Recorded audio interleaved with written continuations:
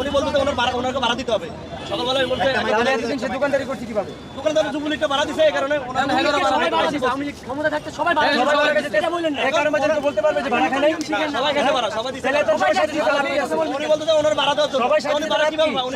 সবাই এক উনি কিভাবে ভাড়া চায়? উনি কিভাবে ভাড়া চায়? আমাদের যদি সবাই চেঞ্জ হবে আমরা উনি বিরক্তি করে না উনি ভাড়া দিতে যাচ্ছে যেভাবে বলবে দোকানদারি করবে নিম তো এসে এখন কোনো চাঁদা চলবে না চাঁদা চলবে যার দোকান সে প্রাপ্ত জায়গা আমার জায়গা সরকারি জায়গা যে ওনা কোনো জায়গা 10 দিন দোকানে গেছে ওনা না ওনা যে সরকারি জায়গা যে পারবে বসবে। এই ভাইয়া আমি বলি আপনি যে বললেন কারো বাপ দাদার জায়গা না এই জায়গা আপনারও না এই ফুড আপনার না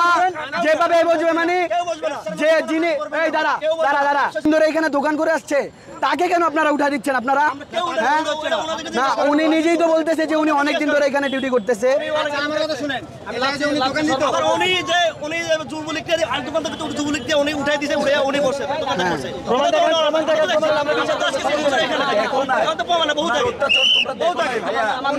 তখন আমরা দেখি না এখন আমরা দেখতেছি তখন দেখি না এখন দেখতেছি তখন স্বৈরাচার ছিল এখন স্বৈরাচার না। আমার কথা বুঝেন আমার কথা শেষ করতে দেন তখন স্বৈরাচার ছিল তখন কি হয়েছে না হয়েছে আমাদের মাথা ব্যথা নাই। এখন কি হইতেছে ভাই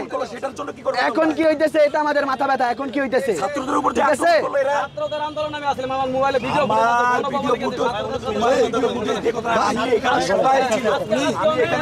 বলেন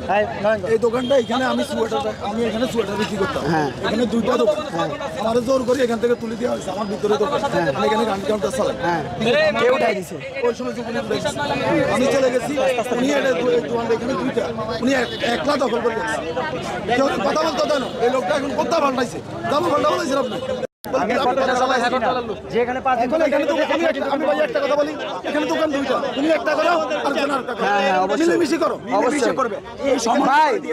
ভাই এখন আমি একটা কথা বলে দেই এই ভাই এই চুপ ভাই সবাই চুপ থাকেন আমি একটু বলে ছোট্ট করে একটা মীমাংসা করে দেই যেহেতু দুইটা দোকান এখানে দুইটা দোকানের স্পেস আপনারা বলতেছেন আপনারা দুইটা দোকান দুইজনে ভাগ করে নিয়ে নেন ঠিক আছে দুইজনে আস্তে দুইজনে ভাগ করে নিয়ে নেন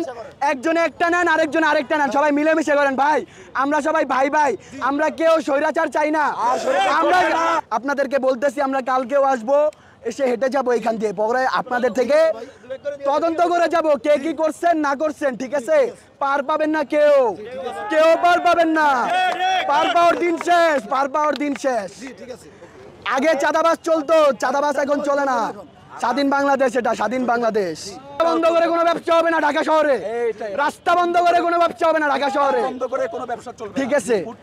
ভাইরা এই যে ভাই আপনাদেরকে বলে দিচ্ছি আপনারা কোন দোকান নেবেন কোনটা এটা না ওইটা যে কোনো একটা আপনারা দুইজনে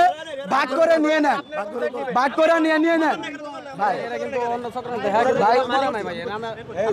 ভাই আপনাদের সবাইকে বলতেছি একজনকে না ভাগ করে আপনি বলেন কোন সাইড নেবেন তুমি কোন সাইড নেবা আপনি বলেন আপনার মহাজনের সাথে আমার কথা হয়েছে হ্যাঁ আপনারা ভাগ করে দিবেন আপনার দোকান নাম্বার কত মার্কেটে 23 নাম্বার দোকান কালকে আপনার দোকানে আসবো কালকে দেখবো যে আপনি কোনটা কিভাবে ভাগ করে দিচ্ছেন ঠিক আছে কেউ পার পাবে না এই দেশে কেউ পার পাবে না পার পাওয়ার দিন শেষ আমরা কি কেউ ফ্যাসিবাদ সন্ত্রাসী বা চাঁদাবাজির খপ্পরে পড়েছি কেউ